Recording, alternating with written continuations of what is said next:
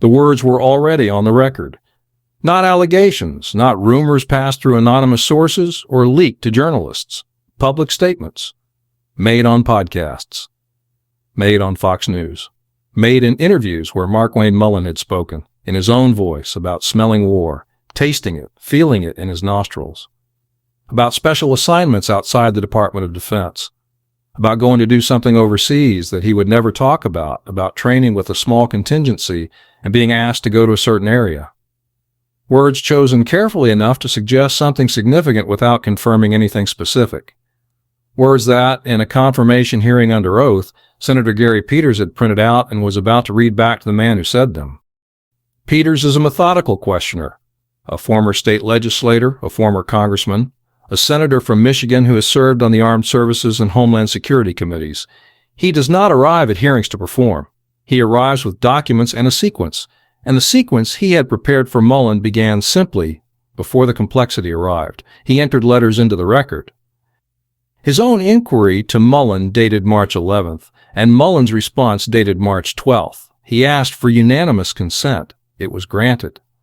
And then he asked a question so basic that it should have required no more than a sentence to answer. Before your time in Congress, other than on vacations with your family, have you ever traveled to a foreign country? No, Mullin said. You've never traveled to a foreign country? Outside of vacation or mission work, no.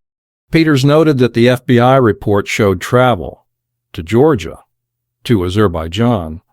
Mullin said that was the 2021 trip to help get Americans out of Afghanistan, well documented, all over the news. He had put it down on the report. He thought Peters was referring to something different. Peters said what he was noting was that Mullin had traveled overseas despite his initial answer. Mullin said he had misunderstood the question.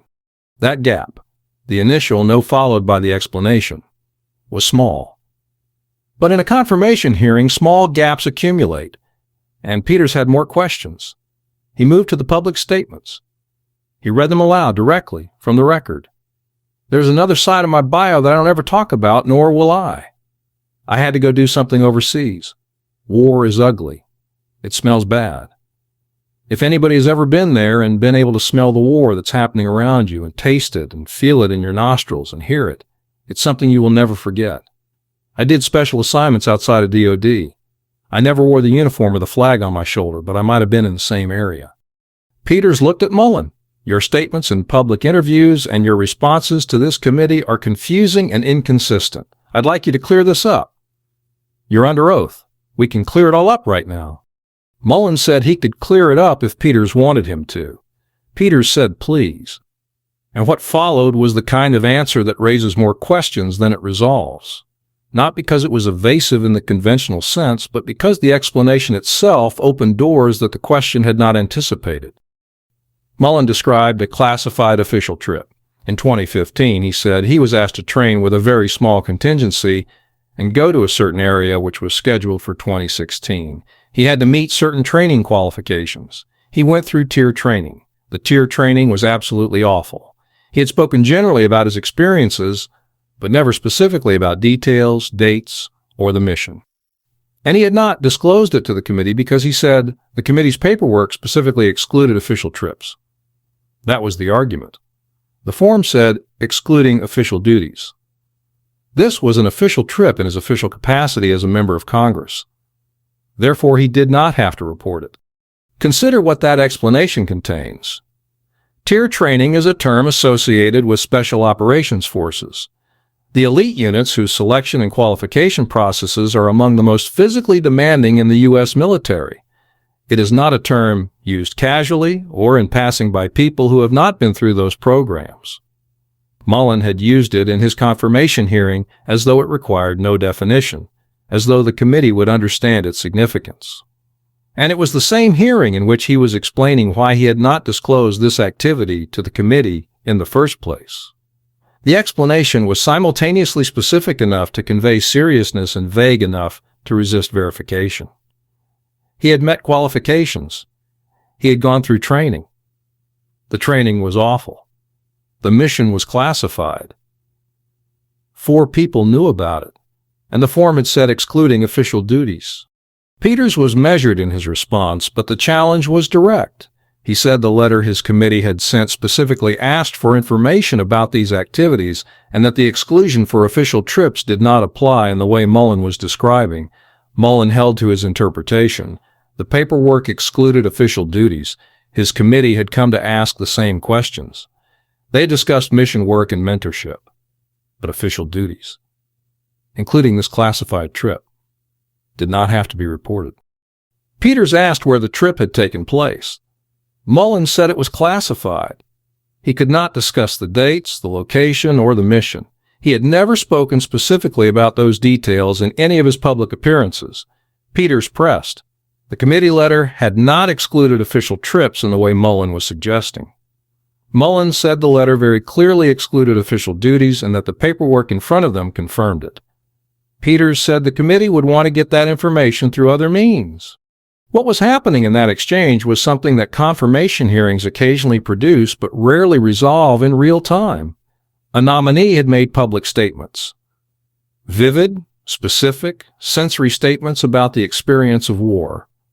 That suggested personal participation in combat or combat-adjacent operations. Those statements had been made in contexts where they carried obvious reputational and political value, where they made Mullin sound like someone with direct experience that most elected officials do not have. And now, under oath, in a hearing where the full scope of his background was being examined, the explanation for those statements was that the relevant activities were classified and could not be discussed. That structure. Public statements that imply one thing, classified explanations that cannot be verified, is not unique to Mullin. It is a recurring feature of confirmation hearings involving nominees with national security backgrounds or nominees who have claimed such backgrounds. The problem it creates is specific. The committee cannot confirm or deny the classified explanation. They cannot independently verify that a classified trip occurred, that the training was real, that the mission existed. They must either accept the nominee's account or pursue classified briefings that most members of the public will never see. In the meantime, the vivid public statements remain in the record alongside the classified explanation, and the gap between what was implied and what can be confirmed remains open. Peters noted the inconsistency without resolving it. He said the committee would want to find out more information. He said they wanted the truth and wanted Mullin to be portraying himself in a truthful way. Mullin said he was not portraying himself in any way. Peters was asking questions and he was answering them. Peters had more to cover and his time was running out. He moved to a different subject. After DHS officers had shot and killed 2 American citizens the previous January, Mullin had joined senior administration officials in publicly commenting on the victims before the investigation had concluded. He had called one of the deceased a deranged individual that came in to cause max damage. Peters asked whether, if confirmed as secretary, the committee could expect that kind of response from him again. Would he respond the way the outgoing secretary had responded, publicly characterizing victims before investigations concluded? Mullin said no. He said those words probably should have been retracted. He had gone out too fast, responding immediately without the facts. He acknowledged it was his fault. He said it would not happen as secretary. Peters asked whether he regretted the statement. Mullin said he had already said that. Yes. Peters asked whether he would want to apologize to the family. Mullin said he regretted the statements. Peters asked whether that was the same as an apology. Mullin said he had not seen the full investigation yet. If he was proven wrong, he would absolutely apologize. That conditional apology, if I am proven wrong, carries a specific weight in this context. Mullin had already acknowledged that he went out too fast, that he responded without the facts, that it was his fault. Those are admissions of procedural error, that the timing was wrong, that the information was incomplete, that the statement should not have been made when it was made. But the apology to the family was contingent on the investigation concluding that the characterization was factually wrong, not on the acknowledgement that it was premature. The distinction matters. A person can be wrong for making a public statement before an investigation concludes regardless of what the investigation ultimately finds. Mullin had admitted the first wrong. He had not committed to the second. Peters had asked whether regret and apology were the same thing. Mullin had not directly answered that question. The exchange moved forward without resolution, another small gap in a hearing full of them that the record now contains. The exchange closed with a question about Mullin's relationship with the president. Peters asked how Mullin would characterize it. Mullin said the president was a friend. Peters asked how frequently they had spoken in the past year. Mullin said often, mostly about family. He described the support the president had shown during a difficult time for his family, the outpouring that had come from a friendship going back to 2020. He said he spoke to the president more on a friend level than a policy level. Peters noted he had more questions, but his time was up. He would return in a second round. What Peters had established in that allotted time was not a single conclusive revelation. It was a profile. A nominee whose public statements about combat experience were vivid and specific, but whose explanation for them, under oath, was classified and therefore unverifiable. A nominee who had initially said he had never traveled overseas before correcting himself when the FBI report was raised.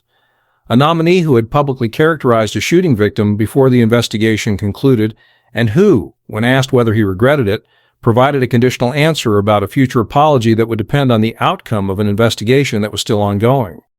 Each of those elements, individually, might be explained. The classified trip might be real. The initial answer about overseas travel might have been a genuine misunderstanding of the question. The statement about the shooting victim might have been a mistake that was genuinely regretted. But a confirmation hearing is not about individual explanations. It is about the cumulative picture those explanations produce, and the picture Peters had built. Methodically, document by document, statement by statement, question by question, was of a nominee whose public account of himself did not fully align with what could be verified in a Senate hearing room under oath. The overseas travel question remained open. The classified explanation remained unverified. The public statements about smelling war and doing special assignments remained the record, and the question Peters had asked at the beginning, direct, simple, requiring no more than a sentence, had produced an answer that, by the end of the exchange, had generated more complexity than the answer itself appeared to contain. "You're under oath. We can clear it all up right now." Peters had said it as an invitation. By the time his time expired, the clearing up remained incomplete. And the committee, as Peters noted, would want to find out more.